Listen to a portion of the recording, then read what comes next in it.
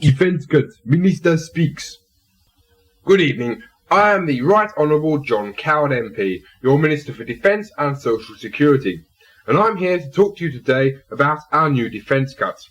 Now, before we go any further, remember, I am an MP and I do care about Britain's future. Honest? Well, firstly, there's the Royal Air Force. Now, we have 10 of these left flying in the RAF, and they did the job well enough in 1940, so if necessary, they can do it again. We will be retaining 2 of these magnificent machines just in case the Russians attack. Oh, and in future, the correct title of an Air Force officer will not be one of the few, but one of the 2. Now, backing this streamlined air arm will be a huge fleet of 1 petrol tanker and British Airways. Now for the Army. Well, this is him, and he'll be off to Ireland sometime next week. However, in the event of a crisis back home or in Europe, he can be quickly redeployed by catching the next boat back, ready to save us from the Americans. By the way, if you see him and want to say hello, his name is Fred, and he'll be backed by our full reserve force of wrestlers, boxers, judo instructors and death-dealing learner drivers. Now for the senior service, the Royal Navy. These are our 2 new low-cost gunboats that make up the regular Navy.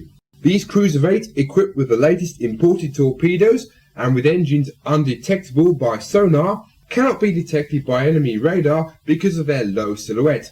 These ships can also easily be converted to hunter-killer submarines by the simple addition of holes in the keel here, here and here. I think you'll all agree that they are more than enough to deal with any filthy rotten Icelandic gunboats or German U-boats that try and nick our fish.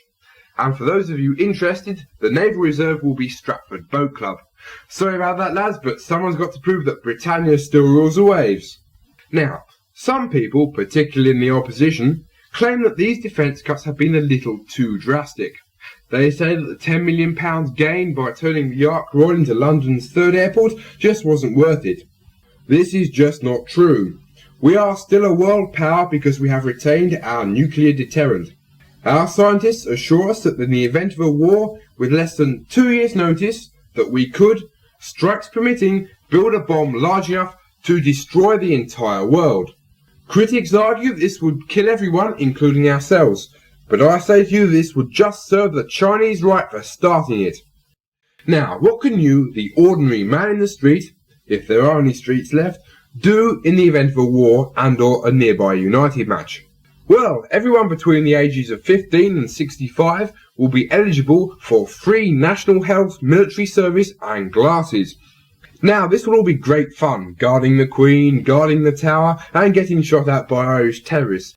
But remember, you can get hurt and some people might. If so, send immediately for an ambulance. Air raid shelters, gas masks and Virulin will be issued to the public as and when necessary. Oh, and by the way, if we lose, please be nice to the Russians. Promise? Now, some people ask how these cuts will affect our NATO allies. Well, at present, in close cooperation with the Dutch and the Germans, we are working on a strategic plan called Surrender. Although in the early planning stages, these plans propose that as the Russians move against Europe, we all lift up our arms like this and shout, "Comrade," or "I voted Labour at the last election." I did actually. Thus the war will be over by Christmas, with very little bloodshed. Good night, and may God be with you, because I shall be in Sweden.